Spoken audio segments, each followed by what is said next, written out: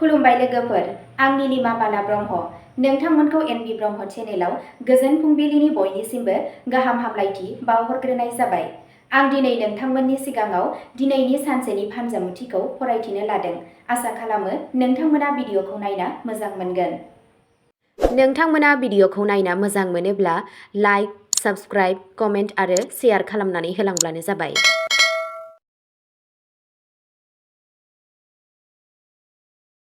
दिनै 11 जुलाइ 2026 मायथाइ एबा 22 आसार दान 1433 मायथाइ सनिबार।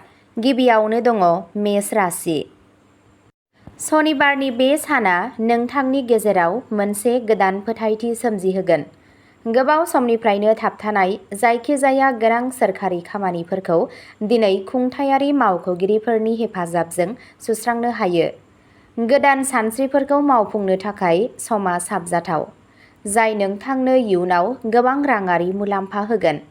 समाजनि बैसोगोरा सुबुंफोरजों लोगो जानाया नोंथांनि जिउ राहानि थाखाय गोदान लामा बेखेवगोन।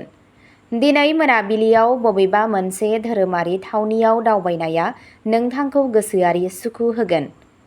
नोंथांनि दिनैनि खाफालगोनां दिगा जादों सा-सानजा, खाफालगोनां अनजिमाया जादों 3 आरो खाफालगोनां गाबा जादों सिन्दुर गोजा गाब। वृषभ राशि। दिनै नोंथाङा गावनि बुंनाय आरो रागानि सायाव एसे दबथायनो नांगोन। जेबो जाहोन गैयाजासे खामानि थिलियाव बाथ्रा दान्थेलायनाय जानाया नोंथांनि सावगारिखौ खहा खालामनो हागौ, बेनिखायनो गावनि फालांगिखौ गोसो हो। रांखान्थियारि बिथिङाव जेबो गिदिर थिरांथा थाब-थाबैनो लानो नाङा, नङाब्ला खहा जानो गोनां जानो हागौ। गोब्राब समाव उन्दै बिदा-फंबायनि हेफाजाबा नोंथांनि गोसोखौ फोथांना लाखिगोन।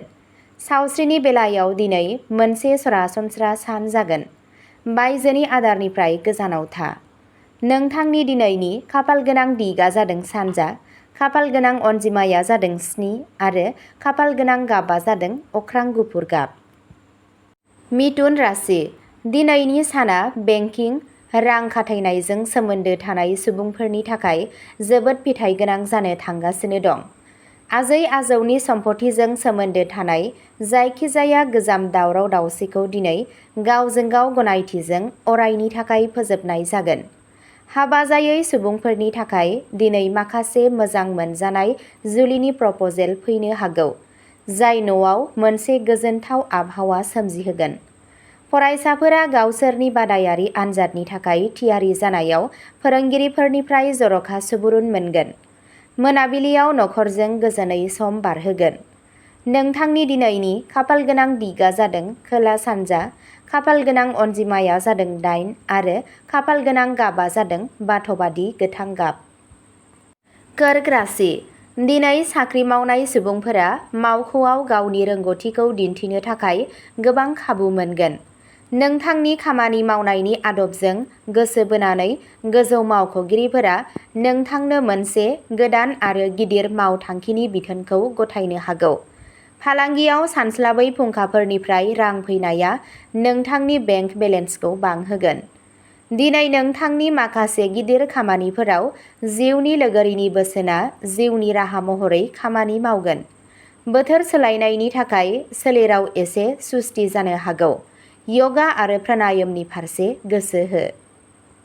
नोंथांनि दिनैनि खाफालगोनां दिगा जादों साहा, खाफालगोनां अनजिमाया जादों 4 आरो खाफालगोनां गाबा जादों मुक्ता गुफुर गाब।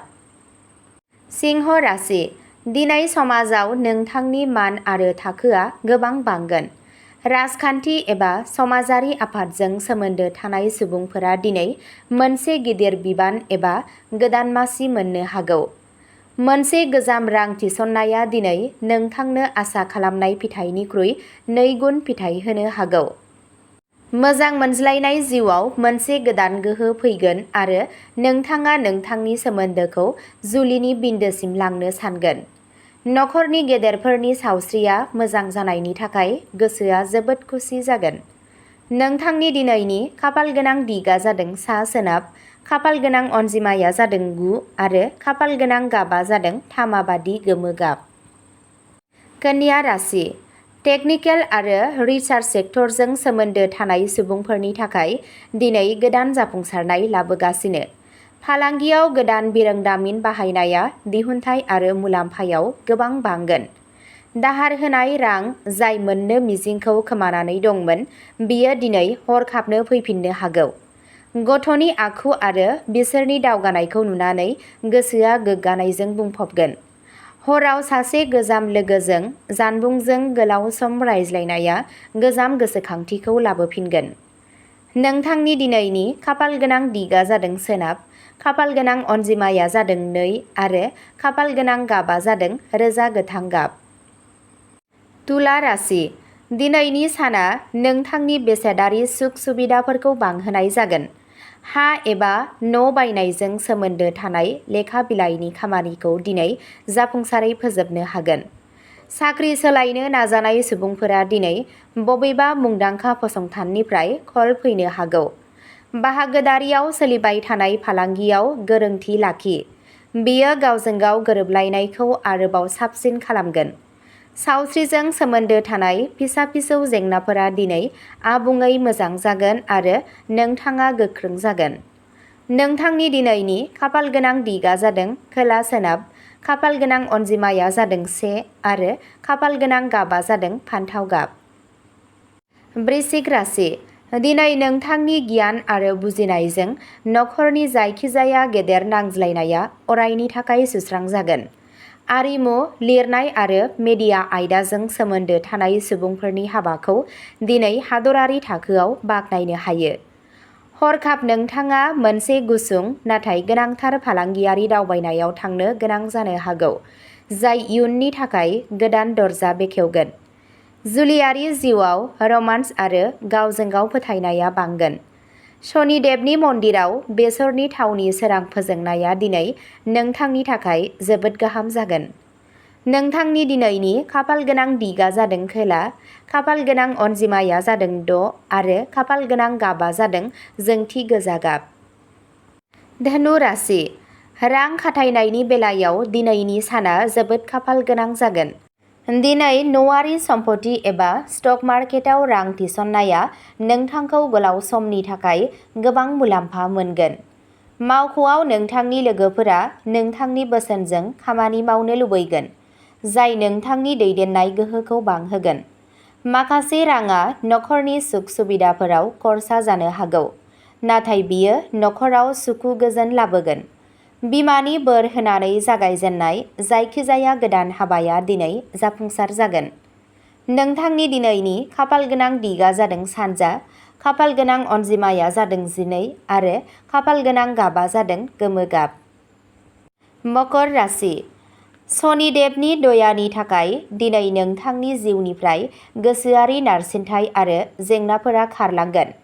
फालांगियाव सासे गिदिर गुबुन हादोरनि क्लाइन्टजों मोनसे गोदान गोरोबथा खालामनो हायो, जाय नोंथांनि फालांगिखौ फेहेरगोन। बिजिरसालिनि केसफोराव दिनैनि थिरांथाया नोंथांनि फारसे फैनो हागौ। दिनै फरायसाफोरनि गोसोआ फरायनायाव आबुङै गोसो होगोन। बेलासि समाव नखरजों लोगोसे माखासे मोजां खामानिफोराव बाहागो लानो खाबु मोनगोन। नोंथांनि दिनैनि खाफालगोनां दिगा जादों सा-सोनाब, खाफालगोनां अनजिमाया जादों 5 आरो खाफालगोनां गाबआ जादों स्टिल गाब। कुम्भ राशि। दिनैनि साना नोंथांनो गलाय-गथाय फिथाइ होगोन। बांद्राय खामानि मावनायनि थाखाय नोंथाङा देहायारि मेंनाय मोनदांनो हागौ, बेनिखायनो खामानिनि गेजेराव जिरायनाय ला। रांनि लेनदेनाव एसे सांग्रां जा आरो रावबो सिनायमोनै सुबुंनि सायाव मेगन खाना फोथायनो नाङा। नोंथांनि जिउनि लोगोरिजों माबा मोनसे गोजाम बाथ्राखौ लानानै एसे बाथ्रा दान्थेलायनाय जानो हागौ, नाथाय बुजिनायजों खोथाया सिरि जागोन। मोनाबिलियाव गथ'फोरजों पार्क एबा गेमिं जनाव सम हगारनाया नोंथांखौ रिफ्रेश खालामगोन। नोंथांनि दिनैनि खाफालगोनां दिगा जादों सोनाब, खाफालगोनां अनजिमाया जादों 14 आरो खाफालगोनां गाबआ जादों रोजा जामुन गाब। मीन राशि। दिनैनि साना नोंथांनि थाखाय मोनसे मोजां खौरां लानानै फैगासिनो दं। प्रम'सन एबा बेथन बांनायनि थाखाय नोंथाङा गावनि केरियाराव गोबाव समनिफ्रायनो नेगासिनो दंब्ला बेखौ दिनै फोसावनाय जानो हागौ। आजै-आजौनि फालांगिखौ आवगायलांनो थाखाय बिदा देरसिननिफ्राय आबुं मदद आरो राङारि मदद मोनगोन। धोरोमारि हाबाफोराव नोंथांनि गोसो दुंनाया बांगोन आरो नोंथाङा मोनसे समाज अनसाय आफादाव हाबनो थाखाय थिरांथा लानो हागोन। सावस्रिया मोजां जागोन आरो गोसोआव मोजां सानस्रिफोरा गोसारगोन। नोंथांनि दिनैनि खाफालगोनां दिगआ जादों सा-सानजा, खाफालगोनां अनजिमाया जादों 11 आरो खाफालगोनां गाबआ जादों रेजें चन्दन गाब। अब्ला दिनैनि फानजामुथि एबा राशि फरायथिनाया एसेनोसै। नोंथांमोनहा सानफ्रोमबो फुंबिलि समाव नोंथांमोननि साना माबोरै थांगोन एबा सानसेनि फानजामुथिखौ खोनासंनो एबा नायनो गोसोब्ला चेनेलखौ साबस्क्राइब खालामनानै लादो आरो भिडिअखौ मोजां मोनदोंब्ला अन्नानै लाइक, शेयार आरो कमेन्टबो खालामनानै होलांब्लानो जाबाय। गोजोन्थों।